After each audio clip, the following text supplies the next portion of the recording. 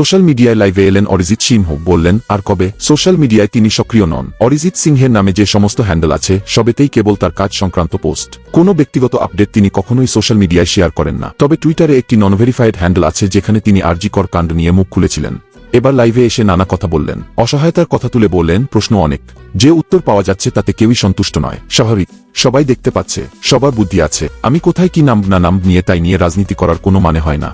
এটা খুবই তুচ্ছ বিষয়, যারা বলছে বলুক। যেন তেন প্রকারে একটা এনগেজমেন্ট নিয়ে দরকার সকলের, সেটা যদি বিতর্ক নিয়েই হয় তাহলেও অসুবিধা নেই তিনি বলে চলেন। আমার শুধু ভয় হচ্ছে যে আমরা হয়তো আবারও কোনো উত্তরই পাব না, কিন্তু তাও খুব আশা করছি, চোখ রেখে আছি খবরে।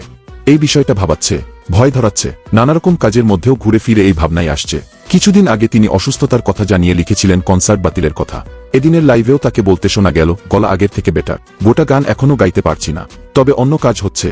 কিন্তু প্রতিবাদ করতে রাস্তায় নেমে গেলেই তো হলো না, নেমে গন্ডগোল না হলেই হলো, হিতে বিপরীত না হয়ে যায়। কেউ যদি চায় সুযোগ নেবে তাহলে নিতেই পারে, কারো কথায় রেগে যেও না। সকলেই রাগ বা ক্ষোভ থেকেই বলছে, তার পথে নেমে আন্দোলন প্রসঙ্গে বলেন, এখন অনেক ভেবে কাজ করতে হয়। 1-0-1-5 বছর আগে হলে এত ভাবতে হতো না, কিন্তু তোমরা যেভাবে রোজ রাস্তায় নামতে পারো আমি তো পারি না। তোমরা তো স্বাধীন, আমার সেই স্বাধীনতা নেই। বেরোতে হয় কিন্তু তোমাদের মতো বিচরণ করতে পারি না, করতে দেওয়া হয় না বলা যায়। আমি রাস্তায় নামলে সেলফি তোলার ভিড় বেশি হবে, কনসার্টেও সেরকমই দেখেছি। এদিন সামনে রাখা ডিভাইস যেটা থেকে লাইভ করছেন তা দেখিয়ে বলেন, এই ডিভাইসটা আমার কাছে গেমের মতো, কোনোদিন আমি এটাকে এত সিরিয়াসলি নিইনি। অনেকটা কাজের পর ফাঁকা সময় পেলে ব্যবহার করি বিনোদনের জন্য, এখন এটাই আমার একমাত্র রাস্তা হয়ে দাঁড়িয়েছে। আমি কোনোদিনই অভিব্যক্তিপূর্ণ নই, এই প্রথমবার এক্সপ্রেস করতে বাধ্য হচ্ছি কারণ একটু ভয় পেয়ে গিয়েছি, ভিতর থেকে কেঁপে গিয়েছি। এর আগেও অনেক ঘটনা ঘটেছে যা দেখে কেঁপেছি, কিন্তু কোনো বিষয়ে পুরো না জেনে কিছু বলতে চাই না তিনি বলে চলেন। কোনো নির্দিষ্ট রাজনৈতিক দলের বিরুদ্ধে বা সরকারের বিরুদ্ধে নয় এই প্রতিবাদ, যে যায় লঙ্কায় সেই হয় রাবণ, এটা শুনেছি। আমাদের প্রশ্নের উত্তর কেউ দিক বা না দিক, আমরা যে আওয়াজটা তোলা শুরু করেছি সেটা থাকুক। বিশ্বাস ভেঙে গেলে মানুষ এভাবে রিয়াক্ট করে, সেটা বুঝতে হবে সকলকে। খুব অসহায় অবস্থা।